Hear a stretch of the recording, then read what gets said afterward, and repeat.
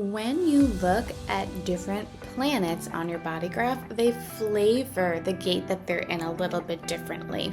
They give it a little bit of a different frequency. And when you tap into the frequency of that planet, you're able to really glean the lessons of that gate and the gifts of that gate with a little bit more accuracy, a little bit more potency within yourself. So we're going to dive into this today. So welcome to this video where I'm going to show you a little bit about how I work with the planets in our body graphs. And I was inspired to do this video via the full moon in Libra. This full moon is actually transiting gate 57. And this is a super powerful gate because it is one of the most intuitive gates in our body graph. When you are really in tune with it and in its highest frequency, it is one of those clairaudient gates where you can kind of sense and have this intuitive clarity. That's the name of the gate. Intuitive clarity on what is happening when you are in the present moment. And so we are going to be taking a look at my body graph because I do have this gate activated in my natal body graph. And so as the full moon is transiting this, it's not affecting me as much because I already have this energy. It's consistently within me, and we're gonna see just how consistent it is when we take a look at that. But first, I just wanted to talk a little bit about this gate. Gate 57 is in the splenic center, and the splenic center is one of our most primal centers. The root and the splenic center kind of work together in that primal aspect, whereas the root deals with the primal urgency of stress, adrenaline, and pressure to get things done. The splenic center rules our health, our vitality, our natural instincts, our intuition, and it's over our bodies. And it also, when you look at it, each gate in the splenic center at the lower frequency is a deeply rooted fear. So this splenic center, when you're in the lower frequencies of it, it can show up as fear and paralyzing fear sometimes. And so when we are taking a look at these gates and how we're able to become aware of the frequency of these gates, especially if you have a gate that's open and is being activated by a transit, then we're able to understand how we react to it, understand how we process these fears, how we act in the moment around these fears, and then, of course, gain the practices and integration and embodiment to be able to shift from that lower frequency fear to the gift aspect of this gate or the entire center as a whole. So what I wanted to start with is showing you my body graph because gate 57 is right here. If you see, it's in the splenic center. It's the middle on the top there, gate 57 in the splenic center there. And it is being activated in my body graph by my south node. Now, this is what your south node symbol looks like. Mine is the south node, but that doesn't mean that yours is going to be activated by the south node if it's activated at all. You know that it's defined if there is gate 57 in either your personality side or your design side. And you can also tell if it is colored in. You see how there's a red circle around that number 57 in my splenic center. That means that it is activated by a planet, which makes it defined. You can find out more about how this happens in my video, The Astrology of Human Design. We're not going to dive too much into this, but you can find out what planet is in your gate 57 if it is activated by looking over on the columns here and seeing what symbol is above the number 57. For me, again, it is my south node. There are two nodes in your astrology birth chart and also in your body graph. The north node is actually just this symbol flipped, and it's on top of the south node. It's right there on both sides. I'm going to keep this arrow right there so you can see where we're talking about right now. So the North Node is your future destiny. It is where you are in your highest alignment in order to achieve your purpose in life. And the more that you embody those characteristics of your North Node, the more things fall into alignment for you. This is a path that I really deeply started walking on more recently, just because I've noticed that I've fallen back into my South Node. So a lot lately. And so let's talk a little bit about that South Node. Your South Node is the gifts that you've been given and brought into this lifetime with you because you've mastered them in past lifetimes. They're experiences and frequencies that you've dealt with in past lifetimes. And it's a place of comfort for us because it's something like when we're in a situation, like a fight or flight type of situation or a stressful situation, we tend to react from our South Nodes because it's what we innately know. And so when we are thinking about our South Nodes, there's not just that lower frequency that we might be reactive from or repressing. We also have a higher frequency of our South Node that we can access. And we talk a lot about this. Each gate has a shadow level, that lower frequency, and a gift level, which is the higher frequency, and then a super high vibrational level called the city. But we're going to kind of just talk about the shadow and the gift right now for the purpose of this video. So with the South Node, when you're in that gift or that higher frequency, it's actually your natural genius. It's something that you just innately have and glow and radiate from you, and it's going to help you on your path to embodying your North Node qualities. It truly is, because when you become aware of it, you're able then to be able to use those gifts to help you embody those North Node characteristics, which aren't as comfortable to embody for you. They're not easy. They don't come naturally. And so gate 57 is a gate that's in Libra. This means that my South Node is in Libra, which means that my North Node, which is always opposite your South Node, is in Aries. So Aries qualities to me don't come naturally. I tend to play small. I tend to put others first and shove my needs and my desires down. And I tend to avoid conflict at all costs because I'd rather just be in my own little bubble. I don't want any confrontation.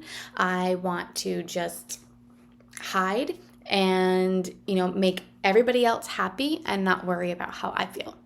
And so that's my natural low frequency. Whereas if I'm standing up in my Aries North Node, I am putting myself first. I am taking care of myself. I am claiming what I want and setting boundaries around my life, my business, my career, all these aspects of my life. But what we don't talk about as much is the higher frequencies or the gifts of that South Node, because those gifts of that South Node can help us embody really strongly the North Node. So looking specifically at my South Node, where it was the personality side is where your planetary bodies were at the moment you were born. This South Node is showing me that one, my highest frequency, because I talked to you about this already, that gate 57 is about your intuition.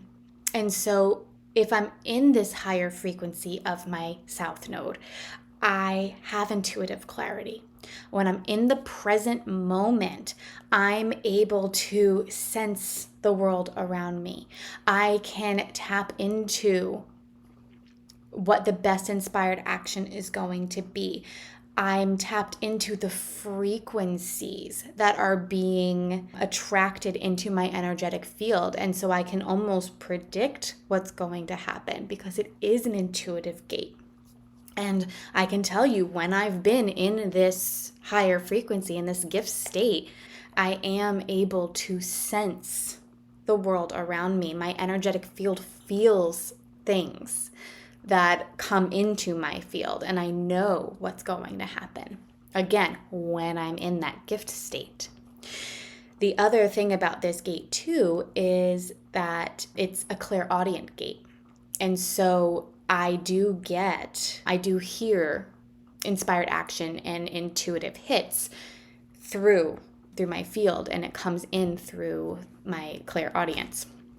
So this is something that I can tap into when I'm in those higher qualities of this South Node. But when I'm in the lower qualities or the shadow frequency of this gate, this is the fear of the future, because we're not trusting in the universe. We're not trusting that we're going to be provided for. We're not trusting in divine timing. And we are having this paralyzing fear and unease. That's what the shadow frequency's name is, this unease of what's going to happen next. We tend to tense up and get this anxiety and paranoia of what's going to happen next. I'm really worried about the future. I'm future tripping to the point where it's paralyzing me from taking action in the now. And, we can see this when we're not ready to take those big leaps, those Aries big leaps.